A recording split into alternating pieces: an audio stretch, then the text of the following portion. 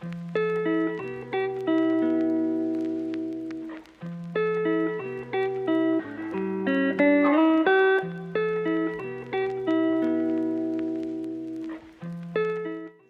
pessoas, tudo bom? Então, como eu tinha comentado no vídeo anterior com vocês, esse aqui é a parte 2 do vídeo sobre MEC de pesquisa, que a gente está falando sobre as provas de línguas estrangeiras. Então, o anterior que saiu semana passada, o último vídeo que saiu, é o parte 3.1 e agora é o 3.2. Por que tem esse parte 3. Tanto? Porque a gente está fazendo uma sequência de vídeos sobre o processo seletivo do MEC de pesquisa, para quem caiu de paraquedas. O MEC de pesquisa são bolsas disponibilizadas pelo governo japonês para quem quer fazer pesquisa aqui no Japão. O MEC tem vários tipos de pesquisa, mas volta daí lá no primeiro vídeo que tem dessa série toda, tá na playlist, para vocês conhecerem bem certinhos. Aqui a gente está falando especificamente da parte do processo seletivo sobre a prova de línguas estrangeiras, japonês ou inglês. No vídeo anterior a gente comentou um pouquinho mais de como são as provas presenciais.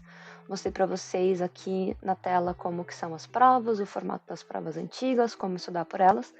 E no vídeo de hoje vamos conversar um pouquinho mais de como foi essa parte do processo seletivo em 2020, por causa da pandemia do novo coronavírus, que já não é mais tão novo assim, um ano de pandemia. Olá, tudo bom?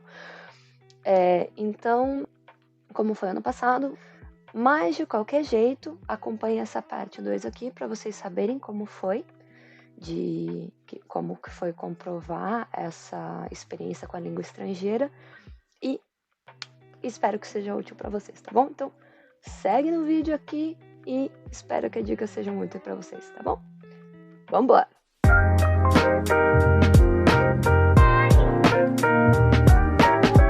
Agora, a outra parte, que é como estamos lidando com a situação atualmente. Na verdade, não são como estamos lidando, é como está acontecendo, porque eu não estou lidando com nada, porque eu só estou falando aqui o que eu já vivi.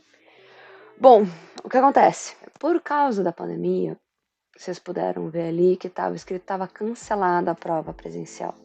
Então, o que eles estão fazendo? Eles estão aceitando comprovantes de proficiência, que nem as provas conhecidas como TOEFL, TOEIC, JLPT, ou que também algumas pessoas conhecem como Norokisken, e essas outras provas. Então, todos esses testes convencionais, se não me engano, estão sendo aceitos, porque eles são formais, já têm um renome forte. O inglês, o japonês, se não me engano, é o JLPT e o J-Test. O inglês é TOEFL, TOEIC, se não me engano, o IELTS também. Eu só não tenho certeza com relação aos da Cambridge, porque eles são vitalícios. Às vezes, por ser vitalícios, os caras pedem para ser um pouco mais recente. De qualquer maneira, qualquer um desses testes grandes, a priori, mas é bom confirmar, normalmente eles são aceitos, tá? O problema é que, justamente por causa da pandemia, tem muita gente que ou já fez, já expirou, ou ainda não fez, e faz como, e não tá tendo esses testes também. Então, o que a gente está conversando com o pessoal que está mais por dentro disso é que tem alguns lugares, mas de novo ressalva, é sempre bom confirmar se estão aceitando ou não. Alguns lugares que estariam aceitando até os testes do próprio Duolingo, que parece que o Duolingo está disponibilizando agora. Eu não conheço, nunca fiz, mas pelo que eu ouvi, parece que tem alguns lugares que estão aceitando. Tem alguns lugares também, por exemplo, provas de japonês. Tem algumas escolas japonês credenciadas que também disponibilizam testes, que talvez possa ser aceito. Tem algumas universidades para a parte do inglês, quando você está na pós-graduação, às vezes você faz um teste de proficiência interno da universidade. Quem está no mestrado vai saber do que eu estou falando. Então, quem sabe, você também conseguiria comprovar através desses testes. Qual é o problema? Tá tudo muito instável por causa da pandemia. Os consulados sabem disso, até que já estamos no começo de abril e não falaram nada se vai abrir as inscrições esse ano, agora em maio, ou sei lá, para o final do ano, que nem foi ano passado. Então, assim, com relação aos testes, se você Se não for feito prova presencial esse ano, eu recomendo vocês mandarem e-mail para o consulado de vocês confirmando quais testes estão sendo aceitos ou se o teste que você já possui em mãos pode ser aceito, tá? Então, essa é a principal parte para quem vai fazer o processo esse ano. Confirmam com o consulado de vocês qual provas ou quais comprovantes de línguas que podem ser aceitos nesse momento de instabilidade. E independente do tipo de prova que você for fazer, sempre tem aquela questão de, tá, como é que eu estudo para as provas, né? Então, se for presencial, de novo, recomendo que vocês entrem ali no site e baixem as provas. De novo, cuidem muito do tempo se forem as provas presenciais, porque o tempo pega. E se você for estudar para um TOEFL, para um TOEIC, para um JLPT, daí tem vários sites, tem vários materiais de estudo, e então recomendo vocês irem por esses materiais de estudos um pouco mais clássicos para cada uma das provas que vocês pretendem fazer. De novo, o Duolingo, não sei como é que são as provas do Duolingo, mas para as outras provas, pelo menos o jeito que eu sempre fiz para estudar para a prova foi pegar simulado e fazer simulado até não poder mais. Normalmente tem sites que disponibilizam, tem grupos no Facebook, tem os grupos no Discord que sempre disponibilizam material das provas antigas, o pessoal troca ideia. Então, talvez seja bom você ir por esse caminho para estudar para essas provas, se você for fazer um TOEIC, um TOEFL, um JLPT, um J-Test. Para essas provas, na minha opinião, não tem muito o que fazer a não ser sentar, estudar muito pelos consulados. E se você não tem uma base, tipo, pô, comecei a estudar agora japonês. Vai indo, tem N materiais de estudo, tem o Mina no Nihongo, tem cursos online, tem cursos gratuitos, tem cursos pagos. Então, corram atrás da melhor estratégia para você que está começando, porque cada pessoa aprende de uma maneira um pouquinho diferente, isso a gente pode até comentar em outro vídeo. Não focado no Max, mas focado em ensino mesmo, que também é uma área que eu gosto de falar. Mas para as provas especificamente, minha recomendação, simulado, com o tempo, calculando o tempo. E daí uma dica extra, que daí não valeria para as provas, mas se você quer melhorar a sua habilidade em línguas estrangeiras, independente, desconsiderando que a gente está falando sobre a prova propriamente dita. Tipo, pô, já fui aprovado, tô indo pro Japão, mas quero treinar um pouquinho mais. Vai vendo filme, anime, série, conversação, tem alguns grupos de conversação também online, tem alguns aplicativos, se não me engano, também para conversação hoje em dia, para vocês treinarem falar tanto inglês quanto em japonês. A minha experiência pessoal, que já entramos na parte dos extras do vídeo, quando eu estudava japonês no Brasil, eu fiz alguns anos ali no Centro de Línguas da Universidade Federal do Paraná, ali o selinho da UFPR, e foi muito bom, me deu uma base muito boa, mas eu não tinha conversação nenhuma.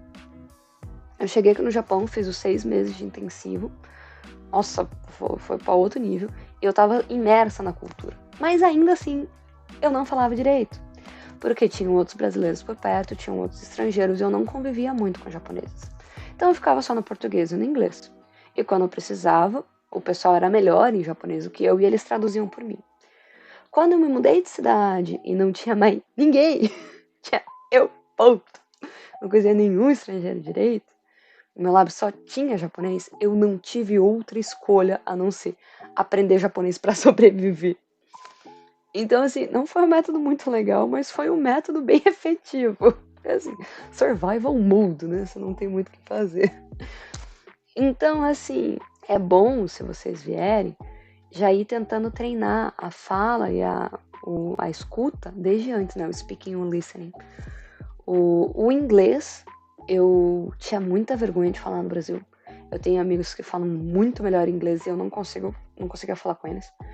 E quando eu cheguei aqui, eu falei, pô, vou me lascar no inglês também. Mas não, foi muito mais tranquilo. Então, também isso no inglês desde pequeno. Mas era mais vergonha mesmo.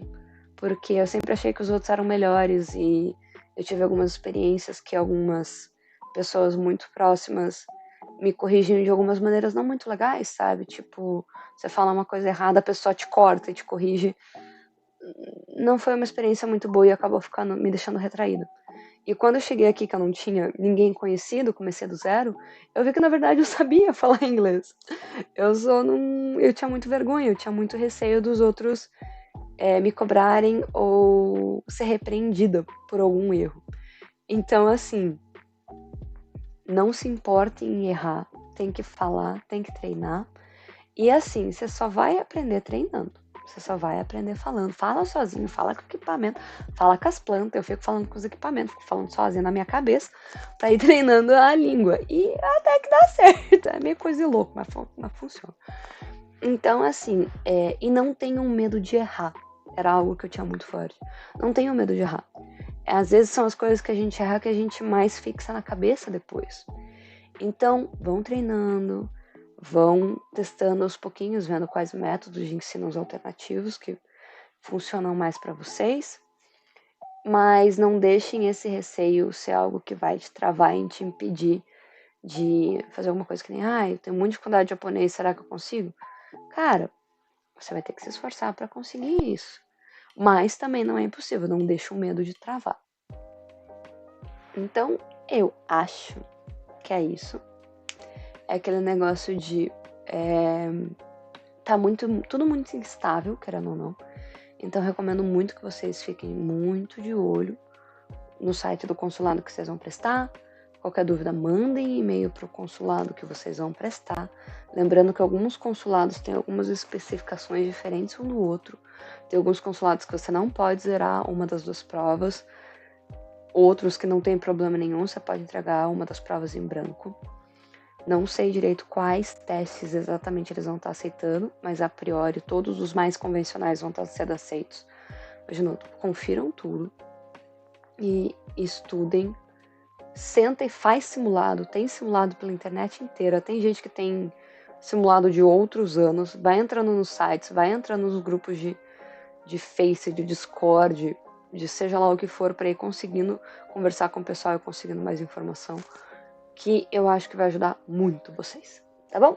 Eu espero que eu tenha ajudado um pouquinho com a experiência aqui, que às vezes a gente se lasca, mas aí a gente repassa e espera que os outros não se lasquem tanto quanto a gente. Fácil não é.